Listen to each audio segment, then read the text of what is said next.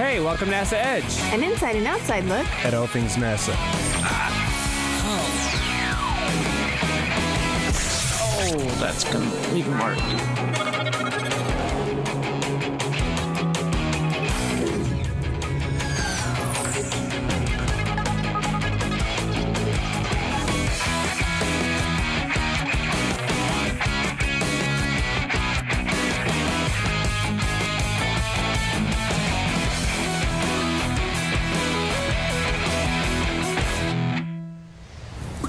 Fact, I don't fish very often. Fact, this is very unconventional. Fact, you will be very impressed when you see me make this big catch.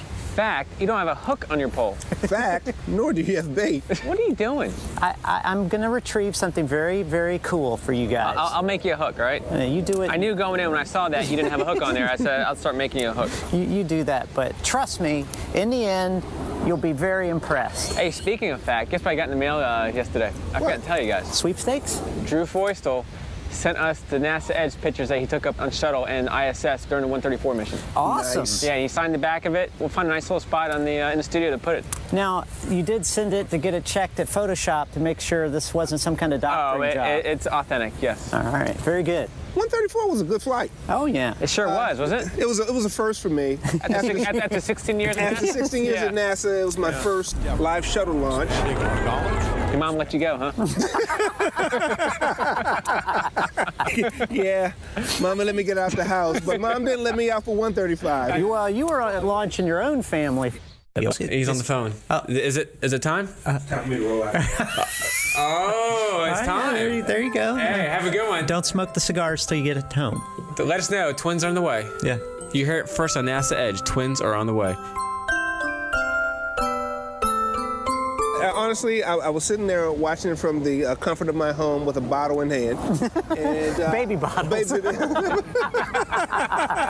Yeah, clarify that. Did you watch from the comfort of your own home? Well, more like from the comfort of the hospital. But Hey, speaking of 135, what'd you think of our Elmo interview? You know, it was so dead on, and he actually kept you guys on script. He did. I mean, he just, he knew a lot more about NASA than I thought he did. I mean, What do you expect from a fellow redhead? well, obviously you guys weren't cousins or related. Well, we're both short and redheaded. I think he said your hair wasn't red enough. Well, that Hey, no arguing, okay? No arguing. Hey, Elma, do you do counseling? No. A good get for 135 show was Lori Garver. So we finally had a chance to go interview her. That was great. Yeah, that was good. And she came to us, too. We didn't have to go to headquarters. For some reason, they didn't want me up at headquarters. Well, they saw that you don't use a hook when you fish, so they said, well, we're not going to invite you. All right, yeah, that's fine. Well, I'll tell you what, though. She did have the NASA football there. We are not allowed to talk about the NASA football. Okay. I know that That confirms there is a NASA football. my executive officer does refer to my purse as his man bag / football. And you can look through the man bag / football and look for the codes. Okay. And see if you think that rumor is true. Did you finally get a chance to rummage through the football? Security prevented me from actually getting too close to the NASA He even football. told him to go ahead and find the code. But I saw that. Yeah, so.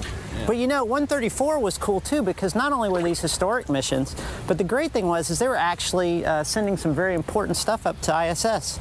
I talked to Trent Martin about the AMS, the Alpha Magnetic Spectrometer, and they're already collecting data. They have a little counter right there on their website that tells you how many cosmic rays they've detected. They detected more rays than people have watched Double Dream Hands on YouTube.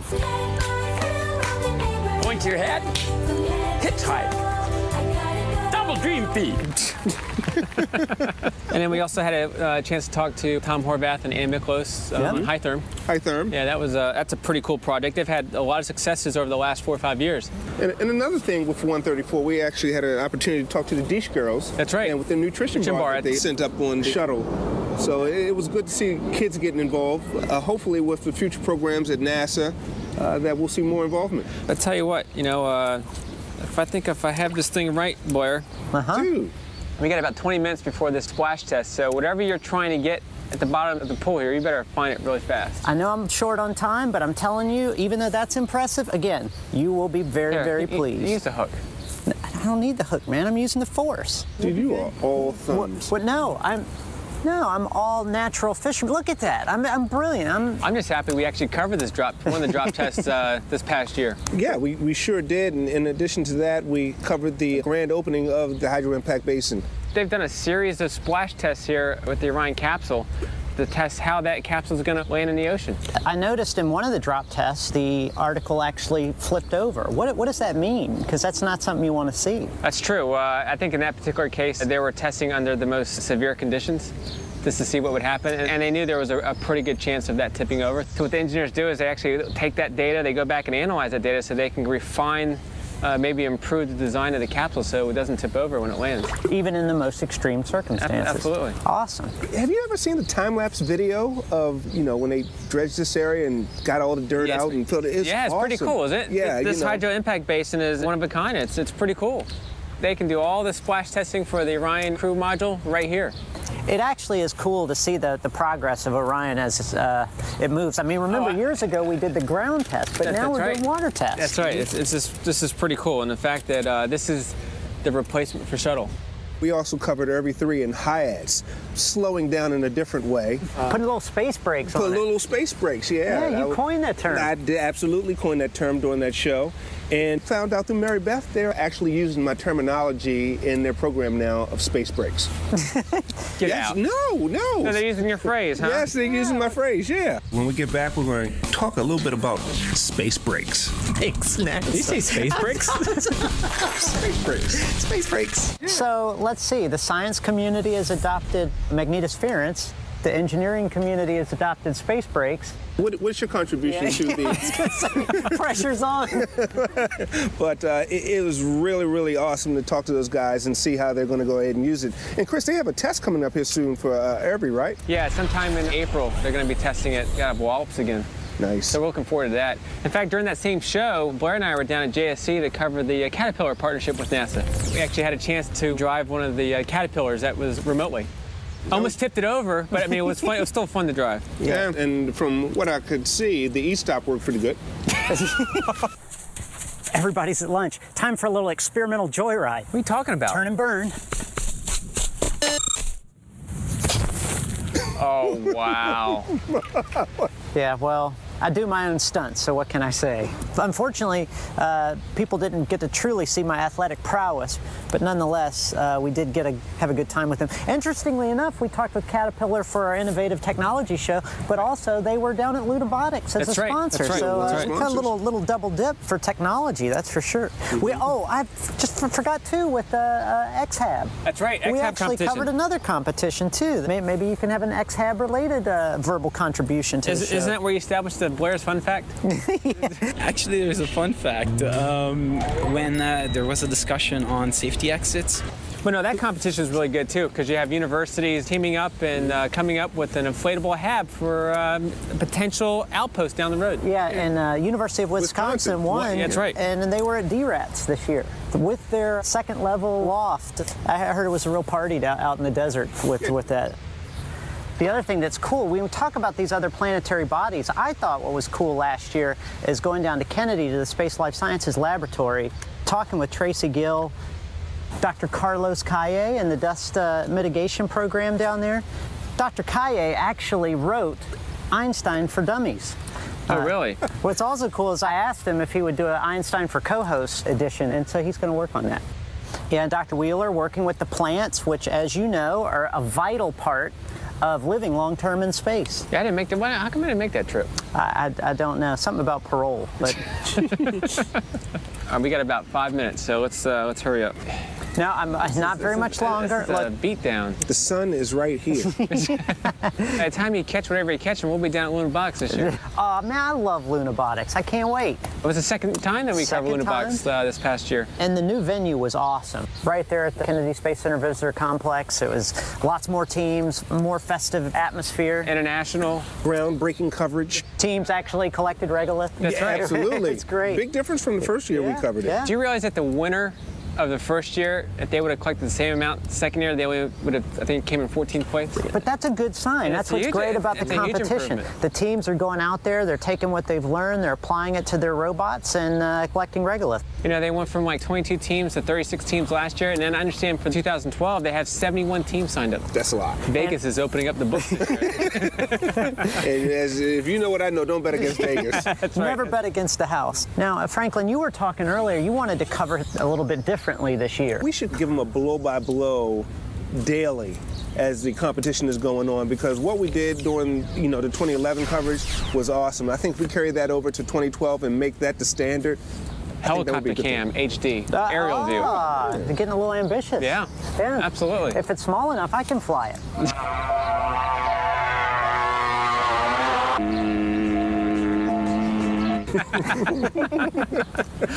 I hope you don't have a hook on the bottom of that. Nice. And then, of course, with the new direction that we're going, we got to be covering our new destinations, our flexible path that we're going to be launching to. Either it's an asteroid, or if it's Moon, or it's Mars, or wherever.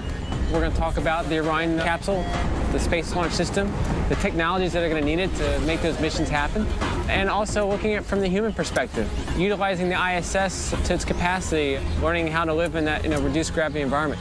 There's a lot of important issues that we need to focus on in 2012. Now, what about the commercial side? That's right. Because I know that's a big part of it, too. Absolutely. But how does that come into play?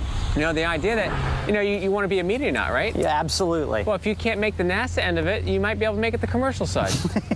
I can fail in 2 areas. Speaking of 2012, I hate to bring up an uncomfortable topic, but, last year we did make some New Year's resolutions.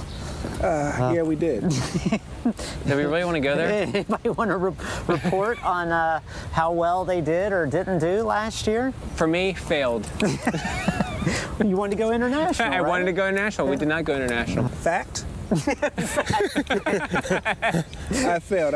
I wanted to drop a couple LBs, but I'm actually wearing black today to conceal the... Can't put that on baby weight. I don't want to say anything, and I don't want to brag, but even though I did not fail, I think I probably did the best at even coming close. You're looking pretty tall today.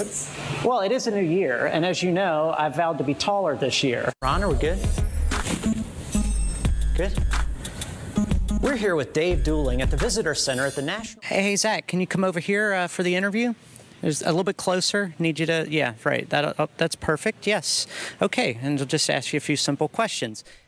Hey, but don't forget we have a high visibility event coming in 2012. We can't forget about that. That's true. Not quite international.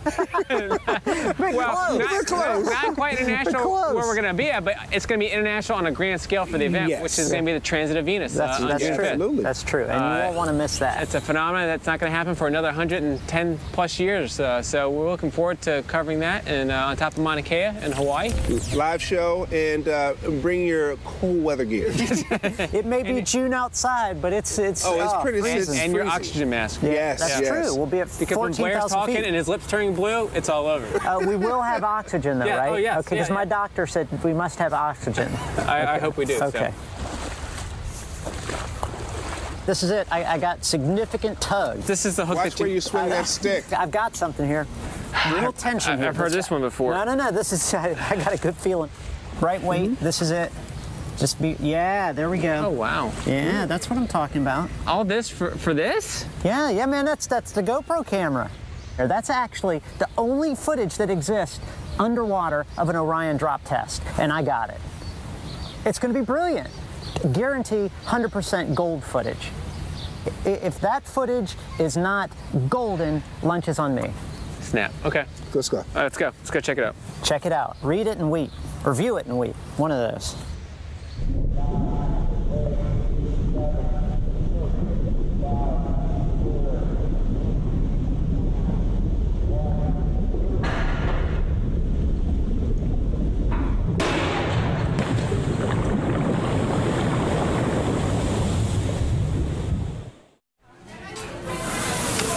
Here's your order, sir. How would you like to pay for that?